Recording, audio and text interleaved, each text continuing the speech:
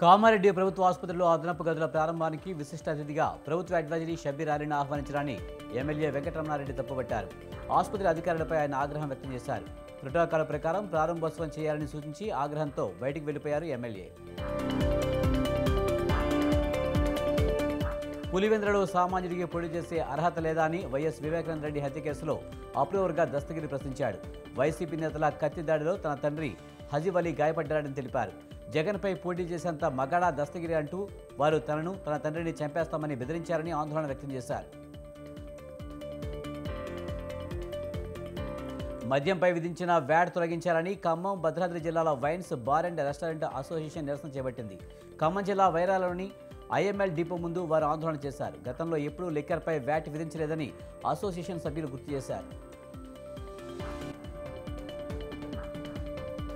మహబూబ్నగర్ స్థానిక సంస్థల BRS party MLC అభ్యర్థిగా నాగర్కుంట నవీన్ కుమార్ రెడ్డి పోటీ చేస్తున్నారు. నవీన్ కుమార్ రెడ్డికి బీఆర్ఎస్ పార్టీ అధినేత మాజీ ముఖ్యమంత్రి కల్వకుంట్ల చంద్రశేఖరరావు బీఫారం అందించారు. మీర్పేట పోలీస్ స్టేషన్ పరిధిలో మైనర్ బాలికపై నల్గొండ జిల్లా గౌరారానికి చెందిన డీజే శేఖర్ పలుమార్లు లైంగిక దాడికి పాల్పడ్డాడు. ఆమె గర్భం దాచడంతో ఆమె చేత బలవంతంగా గర్భనిరోధక మాత్రలు మింగించాడు. అధిక రక్తస్రావం కావడంతో తల్లిదండ్రులు ఆసుపత్రిలో చేర్పించారు. మీర్పేట పిఎస్ పరిధిలో ఈ ఘటన చోటు చేసుకుంది. బీసీల అభివృద్ధి చంద్రబాబు, పవన్ కళ్యాణ్ కుటుంబంతో సాధ్యమని గుంటూరు జిల్లా ప్రతిపాడు టీడీపీ ఎమ్మెల్యే అభ్యర్థి బొల్ల రామాంజనేయులు అన్నారు.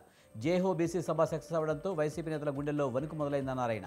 వైసీపీ శ్రేణులపై ఎన్నికల్లో పోరాటానికి సిద్ధంగా ఉన్నామని, దేనికైనా రెడీ అన్నారు బోర్లా. వృద్ధుల సంరక్షణ ఎవరు చూడాలనే విషయం సమాజంలో పెద్ద సమస్యగా మారిందని మంత్రి సీతక్క ఆవేదన వ్యక్తం చేశారు. చందానగర్లో మలబార్ చారిటబుల్ ట్రస్ట్ ఏర్పాటు చేసిన గ్రాండ్ మా వృద్ధాశ్రమాన్ని సీతక్క ప్రారంభించారు. వృద్ధాశ్రమంలో 135 మంది పేద మహిళలకు ఆశ్రయం ఇచ్చినట్లు మలబార్ చైర్మన్ అహ్మద్ తెలిపారు.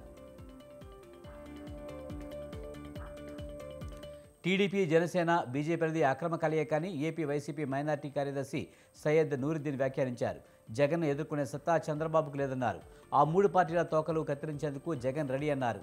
అమిత్ షాతో చంద్రబాబు, పవన్ చీకటి ఒప్పందం చేసుకున్నారని ఆరోపించారు.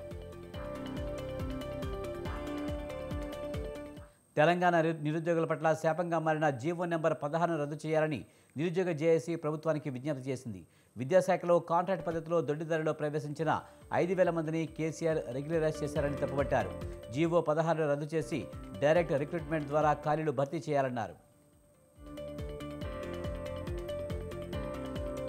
జగన్ అమలు చేస్తున్న అభివృద్ధి సంక్షేమ పథకాల వల్ల ప్రతి ఇంట్లో ఆయనను తమ బిడ్డలా ప్రజలు చూస్తున్నారని మంత్రి కారుమూరి నాగేశ్వరరావు అన్నారు. పశ్చిమ గోదావరి జిల్లా కంతెరలో ఆయన ప్రజాదీవన యాత్ర నిర్వహించారు. కంతెరలో గ్రామ సచివాలయాన్ని మంత్రి ప్రారంభించారు.